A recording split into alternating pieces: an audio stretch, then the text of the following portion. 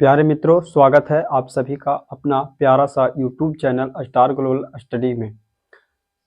आज हम इस सेशन में बात करेंगे क्लास 10th के संस्कृत बुक का लेसन जो आपका है 11वां व्याघ्र पथिक कथा।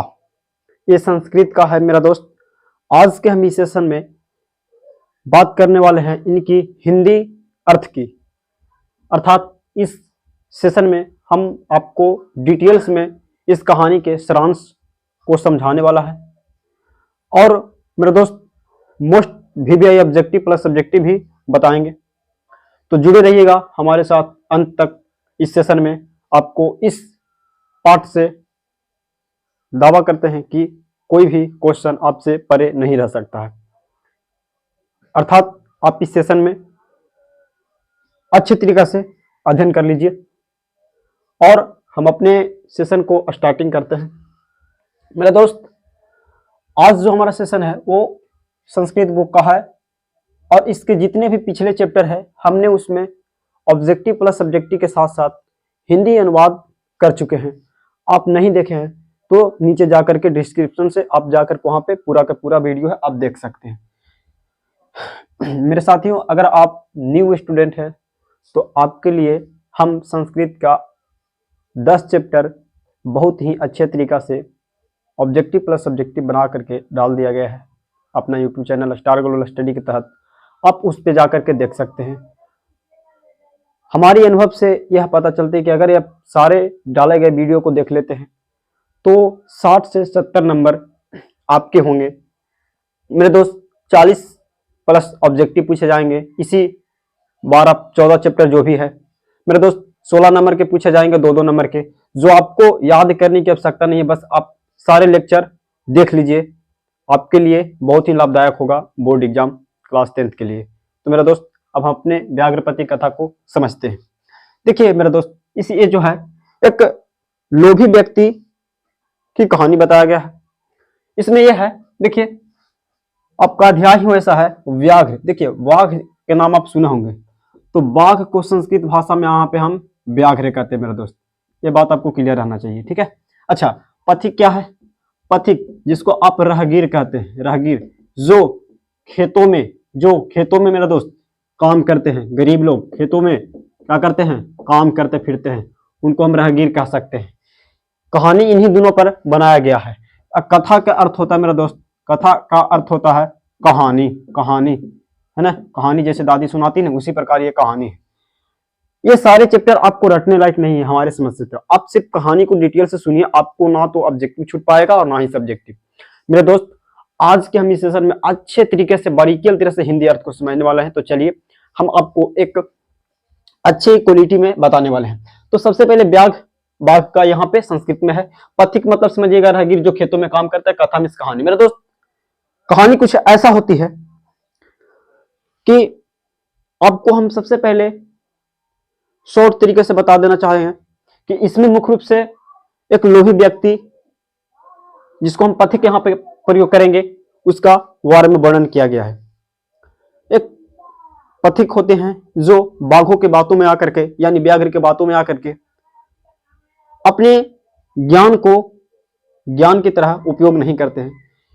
इनकी वजह से वो बाघों के बातों में आकर के उनकी जो होती है ना, एक सोने की कंगन की बात करते हैं और वो बाघ जो होते हैं वो बूढ़े होते हैं और उनकी बातों में आकर के ये जो पथिक हैं फंस जाते हैं, बाघ की बातों को समझने लगते हैं और अंत जाकर के इनका वही होता है जो सभी के साथ होते हैं, जो सभी व्यक्तियों के साथ होता है। ये इतनी लोभी हो जाते हैं, ये लोभी से आकृष्ट होकर के बाघ के बातों में पूरी तरह से घुल मिल जाते हैं, बाघ के बातों को पालन करने लगते हैं और अंततः इनको बाघ जो होती है वो मतलब समझ रहे ना, खा जाते हैं। मेरे दोस्त, ये कुछ ऐसे नॉर्मल बता दिए। इसके बाद हम आपको बुक से बता देते हैं। अगर आपसे उससे भी कॉन्सेप्ट क्लियर ना हो तो फिर हम एक शॉर्ट तरीके से बताएंगे जो तो आपको कॉन्सेप्ट क्लियर ही कर देगा। मेरे दोस्त, ध्यान से समझिएगा। ये जो चैप्टर है वो हितोपदेश से लिया गया है। इस पूछा जाएगा कि जो व्याघ्रपति कथा है वो किस चैप्टर से संकलित है, किससे संकलित है? तो मेरा दोस्त, हितो हितोपदेश एक है, रचना उसी से लिया गया है, तो हितोपदेश से लिया गया है मेरा दोस्त, समझिएगा। इसका अगर पूछ देगा कि किसके द्वारा रचित गया है, तो नारायण पंडित द्वारा, नारायण पंडित द्वारा ये जो पाठ है वो क्या है, रचित है मेरा दोस्त। क्या है मेरा दोस्त, रचित है। आपको समझ में आ रहा होगा, हितोपदेश से लिया गया, नारायण पंडित द्वारा रचा गया है। और एक इसमें किसका वर्णन किया गया है, तो मित्र लाभ का, मित्र लाभ, लाभ में समझ रहे हैं ना, मित्र लाभ पर यह आधारित है ना। इसमें मुख्य रूप से लोभ के बारे में वर्णन किया गया है। हाँ, तो आप समझिएगा, कहते हैं कि ध्यान से सुनिए, हितोपदेश कस्या करते हैं मतलब कि हितोपदेश का द्वारा ये रचा गया कहानी है, आगे समझिएगा ध्यान से मेरे दोस्त। कहते कि कोई बूढ़ा बाघ स्नान करके हाथ में कुश लेकर के सरोवर के तट पर बोल रहा था। एक बाघ था, है ना, वो स्नान कर करके हाथों में कुश लेकर के, कुश आप सुने होंगे, हम लोग का देहाती भाषा कुश है, जिसको हम जो खेतों के आलों पर होते हैं उसको कुश कह सकते हैं।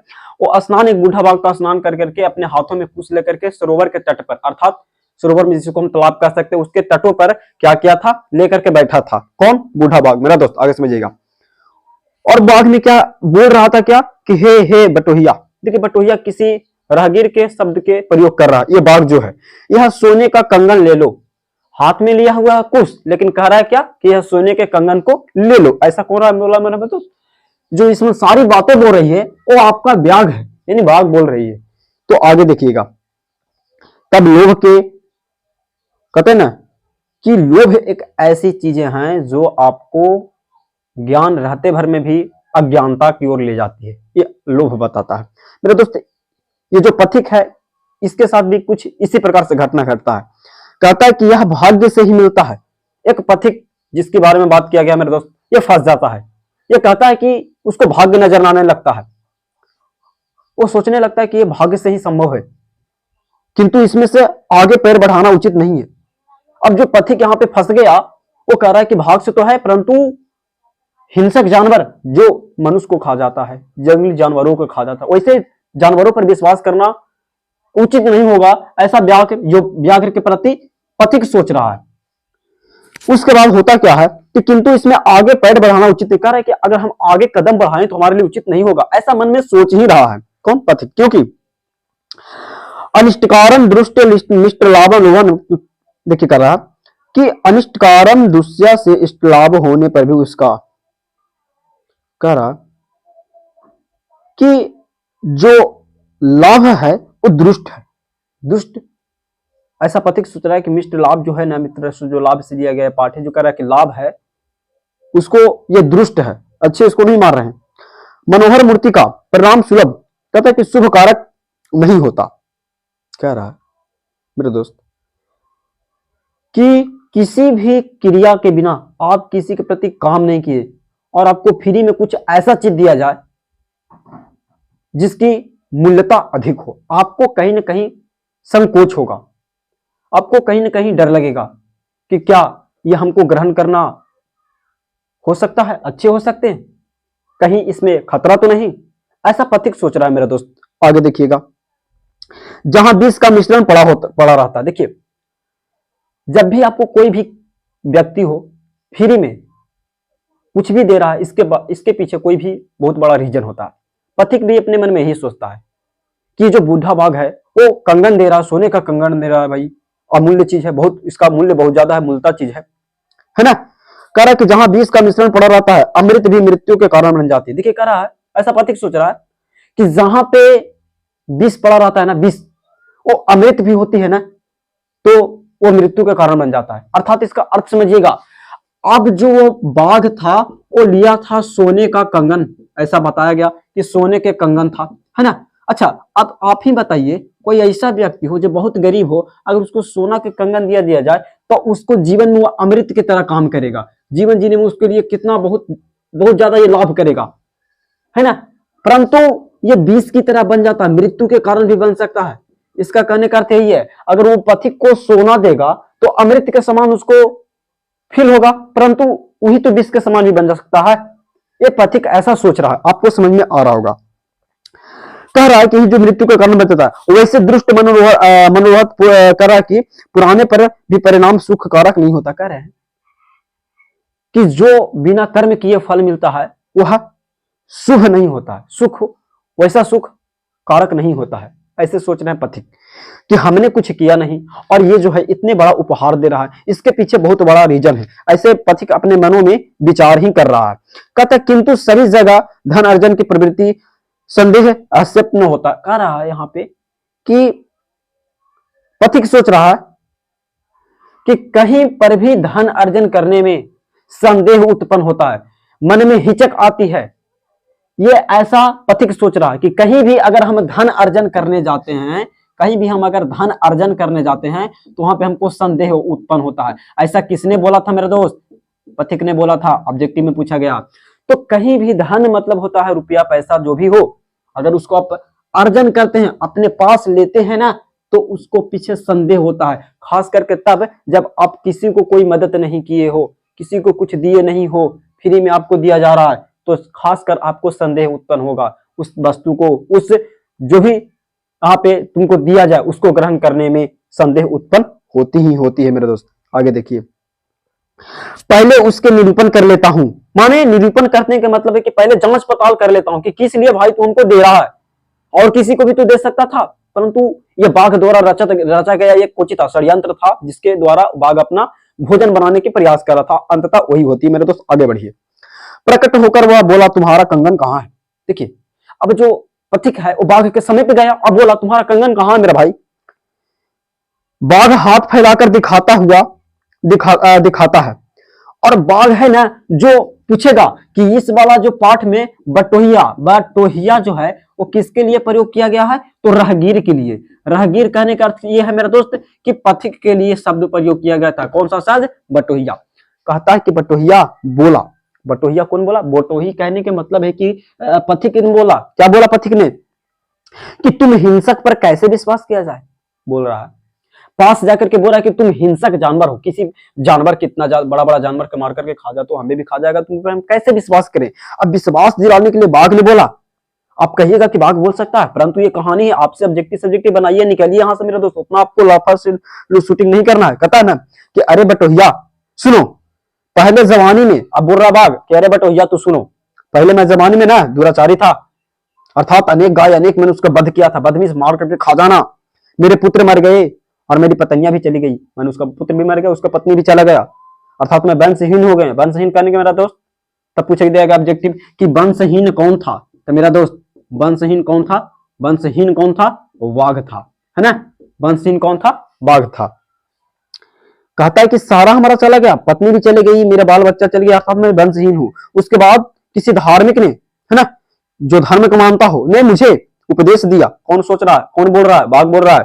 उपदेश दिया कि मैं दान धर्म आदि करूं। माने बाघ को किसी धार्मिक व्यक्ति ने बताया कि तू भाई तू दान धर्म करो, तुम्हारा पाप कट जाएगा जो तूने जवानी में किया है। आगे बढ़िए। उन्हीं के उपदेशों पर मैं सॉरी मेरे दोस्त, मैं नित्य स्नान करके, नित्य मतलब कि अपना स्नान करके जो भी हो, तालाब में स्नान करके वाला दानी हो गया हूं। अब मैं बुढ़े नख को दांत को से रहित हूं। माने ना तो बाघ के पास दांत है, ना ही उस बाघ के पास नाखून है। ऐसा बाघ सोच रहा है, कह रहा है पथिक से। अतः मैं विश्वास पात्र कैसे नहीं हूं। अब बोल रहा है पथिक है ना कि आप हम पे कैसे नहीं विश्वास कर सकते हैं जी, कि आप हमको पर विश्वास करने लायक हैं। देखिए मेरा नख गल गया है ना, मेरा नख गल गया है, मेरे दांत सारे के सारे गिर गए हैं, है ना। अब हमको दान धर्म करने की धार्मिक व्यक्ति ने बताया है, तुम कर सकते हैं, हम पे विश्वास किया जाए, है ना। कह रहा है कि मैं धर्मशास्त्र का अध्ययन किया हूं। देखिए बाघ बोल रहा है कि हम धर्मशास्त्रों का अध्ययन किए हैं, है ना। सुनो, हे कुंती पुत्र युधिष्ठिर, कुंती के पुत्र युधिष्ठिर, निर्धनों का भरण पोषण धन अथवा भोजन कीजिए। कह रहा कि जो निर्धन हो, निर्धन करने का अर्थ मेरा क्या है मेरा दोस्त? अगर बात कर ले निर्धन के, तो निर्धन का अर्थ होता है गरीब, ठीक है, याद रखना संस्कृत में।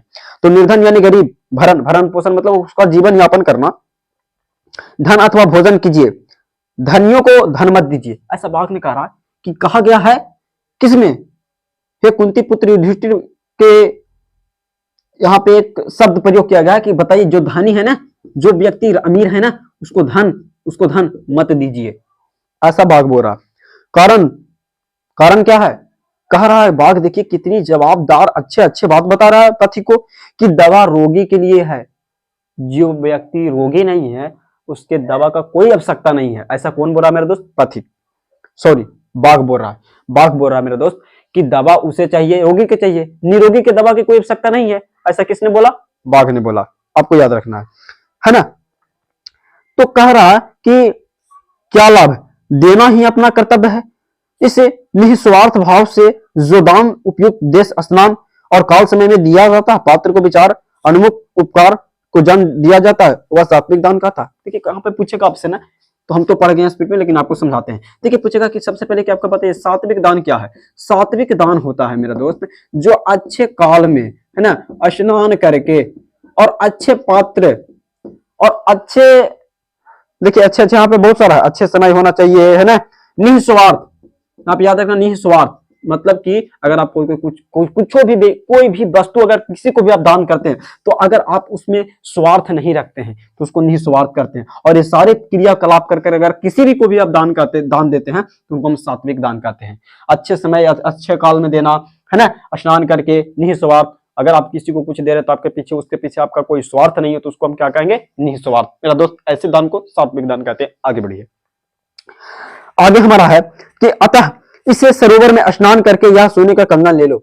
अब पथिक को समझा रहा बाघ कि सुनो, तुम अब क्या करो कि यह जो तालाब है ना, इसमें तुम क्या कर लो? स्नान कर लो। और स्नान करके ये जो कंगन है ना, इसको कंगन को आप ग्रहण कर लो। अब देखिए ये सारी बात बोलने पर जो बटोहिया था, अर्थात राहगीर जिसको कह सकते हैं, या तो पथिक कह सकते हैं, है ना, या तो बटोहिया, ये सारा कौन किसकी बात हो रहा है? सारा का सारा एक ही अर्थ है। ये बटोहिया को कहता है कि जाइए आप स्नान कीजिए तालाब में और इस जो कंगन है उसको आप ग्रहण कीजिए। मेरे दोस्त ये होता क्या है? आगे बढ़िए। सरोवर मतलब वही तालाब जिसको कह सकते हैं। उसके बाद जो ही उसकी बातों में विश्वास कर लेता, लोहवंश जलाशय में स्नान करने के लिए अंदर गया, त्यों गहन कीचड़ में फंसकर भागने में असमर्थ हो गया। अर्थात जो पथिक था, पथिक क्या करता है? कीचड़ में फंस जाता है और वह मेरे दोस्त कीचड़ में फंस करके वह निकल नहीं पाता है। तो अब क्या होता है? जो आगे बढ़िए, उसे कीचड़ में फंसकर देखकर बाघ बोला, अहो। अब सुनिए बाघ ने क्या करा। अहो करा कि गड्ढे कीचड़ में फंस गए हो, अतः मैं तुम्हें निकाल देता हूं। अब बाघ कह रहा है कि तुम्हें मैं निकाल देता हूं। देखिए कहता, ऐसा कहकर धीरे धीरे बाघ उसके समीप जाने लगा, यानी पास जाने, समीप माने पास जाने लगा। और पकड़ने के लिए जाने वह पथिक सोचने लगा, पथिक के डर लगने लगा। और जब बाघ उसके पीछे आने लगा तो पथिक को बहुत ज्यादा मन में घुटन महसूस होने लगा। बोला कि जिसका मन में से अपना जो दिमाग, मन जिसको कह सकते हैं, इंद्रिया, आंख, है ना, वश में नहीं रहता ना, उसका शुभ कर्म हाथी के स्नान हो जाता है। शुभ कर्म हाथी के स्नान के। देखिए जब हाथी स्नान करता है तो मेरा दोस्त वो अपने सूहों के द्वारा अपने शरीर पर पानी को तो ग्रहण कर लेता है शरीर पर, लेकिन उसका जो स्नान होता है वो कभी भी पूर्ण नहीं होता है। तो कह रहा है कि जिसकी, पथिक अब क्या बोल रहा है कि जिसकी मन और इंद्रियां जो है, जिसका बस में नहीं होता, उसका जो होता है ना शुभ कर्म, जो उसका शुभ कर्म होता है वो हाथी के समान हो जाता है। कभी भी उसका पूर्णतः तरह से शुभ काम नहीं हो सकता है। ऐसा कौन सोच रहा है? पथिक सोच रहा है मेरा दोस्त। कहता है उसका ज्ञान विज्ञान क्रिया और आचना के बिना उसके प्रकार बोझ बन जाता। माने कि तुम्हारे पास ज्ञान रहते भर में अविश्वसनीय वस्तुओं पर, दुनिया के कोई भी व्यक्ति ने जो बाघ पर विश्वास करे और उस पर विश्वास किया पथिक, यानी कि ज्ञान उसके पास तो था लेकिन क्रिया किया, ज्ञान का काम लिया नहीं, तो भार के स्वरूप बन जाता है। तो पथिक बहुत अच्छी बात यहाँ पे कहते हैं मेरा दोस्त कि जब आपके पास ज्ञान हो, अगर आप उसका सही इस्तेमाल नहीं करते हैं तो आपके लिए बोझा बन जाता है, भार बन जाता है। वैसा ज्ञान रहने से कोई फायदा नहीं, वैसा आचरण रहने से कोई फायदा नहीं। ऐसा कौन बता रहा है? पथिक, जिसको आप बटोहिया कह सकते हैं। आगे देखिए, जिस प्रकार किसी अभागिनी स्त्री विधवा परिक्तवा के द्वारा धारण किए गए आभूषणों की सौन शौक्ति अथवा किसी, है ना, बंध्या व्यर्थ या भरण पोषण होता है। देखिए कह रहा, विधवा का नाम सुनते हैं, जिसका पति जो हो उनका देहांत हो गया हो, नहीं हो, उसको विधवा कहते हैं मेरे दोस्त। द्वारा धारण के आभूषणों की शक्ति, और जिनकी पत्नियां, है ना, जिन पत्नी, है ना, पत्नी कह सकते हैं या तो फिर स्त्री कह सकते हैं। यहाँ पे जिस स्त्री का पुरुष मर गया हो उसको जो जितना भी कह सकते हैं यहाँ पड़ी आभूषण, जिसको हम लोग जेवर कहते हैं, वो भार स्वरूप बन जाता है, उसके लिए कोई महत्व नहीं रह जाता है। ऐसा कह रहा है जो पथिक है। इस तरह सोच करते हुए वह पथिक बाघ को दोबारा मार दिया गया और खा डाला। बाघ जो था उसको मार करके खा गया। अतएव कहा गया है, कंगन के लोभ से गहन कीचड़ में फंस गया, पथिक बाघ द्वारा पकड़ा लिया गया, मार डाला गया। मेरा दोस्त, आपको यहां से हम लोगों ने एक कहानी के माध्यम से बहुत ही अच्छे बारीकी तरह से आपको बता दिए। तो हमारी समझ से आपको ये कहानी अगर आप याद रखते तो ना तो आपको 2 नंबर के प्रश्न याद करने की आवश्यकता है, ना ही आपसे 1 नंबर के प्रश्न छूटेगी। आप इस सेशन में अगर अंत तक देख लिए होंगे तो हमारी ये दावा के साथ कह सकते हैं कि आपको ये एक मजा आया होगा कहानी सुनने में। एक बाघ और एक पथिक का कहानी था, मित्र लाभ था, है ना, हितोपदेश से लिया गया था। नारायण पंडित इसका रचनाकार हैं। बाघ जो होते हैं सोने के कंगन लेते हैं। सबसे पहले तो बताया गया कुश, लेकिन ऑप्शन के अनुसार मारिएगा। अगर आपको मिल जाए कि सोने का कंगन तो सोने के कंगन में टिकअप करना, नहीं तो अगर कुश का बात करें तो कुश में भी टिकअप कर सकते हैं। मेरा दोस्त, यहाँ पे सारा कहानी इंड होता है। आपको हम 2 नंबर के क्वेश्चन यहाँ पे हम बता देते हैं, तो आपके लिए ज्यादा बेहतर होगा आप 2 नंबर वाले भी प्रश्न को जानिए कि किस प्रकार से 2 नंबर वाले भी प्रश्न पूछे जाते हैं। आपको हम करवा देते हैं 2 नंबर वाले भी प्रश्न, नहीं बचेगी आपसे कोई क्वेश्चन और नहीं आपको डरने की आवश्यकता है मेरे दोस्त, क्योंकि आप हैं हमारे चैनल से जुड़े हुए, तो आपको हम इतना तो कर ही सकते हैं। मेरा दोस्त, पहले कहता है कि यहाँ पे पूछा गया बहुत अच्छा प्रश्न कि किसको दान देना चाहिए बाघ के अनुसार। तो बाघ के अनुसार ने क्या बोला कि दान किसको देना चाहिए? दरिद्र को देना चाहिए, जो बहुत व्यक्ति जो गरीब हो, है ना। इसके समर्थ में कहा गया था क्या कि दान धनी को कभी नहीं देना चाहिए, गरीबों को देने चाहिए, है ना। जिस तरह दवा रोगी की होती है, निरोगी की दवा की आवश्यकता कोई नहीं। ये इतने आपको टॉपिक लिखना, आपको 2 नंबर हो गया मेरा दोस्त, कोई भी काट नहीं सकता आप ऐसे लिख देने पर। अगला प्रश्न जो बहुत अच्छा तरीके से पूछा जाता है कि व्याघ्रपति कथा कहां से लिया गया है? हितोपदेश से लिया गया है। इसके लेखक कौन है? नारायण पंडित। तथा इससे क्या शिक्षा मिलती है? इससे शिक्षा मिलती है कि हमें कभी भी लोभ ही नहीं करना चाहिए। 6 वाक्यों में लिखे। मेरा दोस्त, ये 2 प्रश्न था, आपको करवा दिए। तो आप सभी को तहे दिल से स्वागत है कि आप हमें अपना प्यारा सा यूट्यूब चैनल पर हम लोगों बहुत अच्छे तरीके से स्टार बैच के अंतर्गत तैयारी कर रहे हैं। अगर आप हमसे जुड़े हैं तो कहीं ना कहीं आपको लाभ पहुंचाएंगे ही, है ना। एक कोई शॉर्ट नहीं जो आपको टाइम पास करे मेरा दोस्त। अगर आप इसको 20 से 25 मिनट समय दिए होंगे तो कहीं ना कहीं आपको सीखने को मिला होगा, कहीं ना कहीं आपका कॉन्सेप्ट क्लियर होगा। अगर आप पीछे पढ़ लिए होंगे तो बात की बात है, लेकिन अगर नहीं पढ़े होंगे तो कहीं ना कहीं आपका ये कहानी आपको बोर्ड एग्जाम में बहुत ज्यादा लाभदायक देगा, ये हमारा दावा है मेरे दोस्त। तो मिलिएगा आपसे अगले वीडियो में, तब तक के लिए मेरे दोस्त धन्यवाद।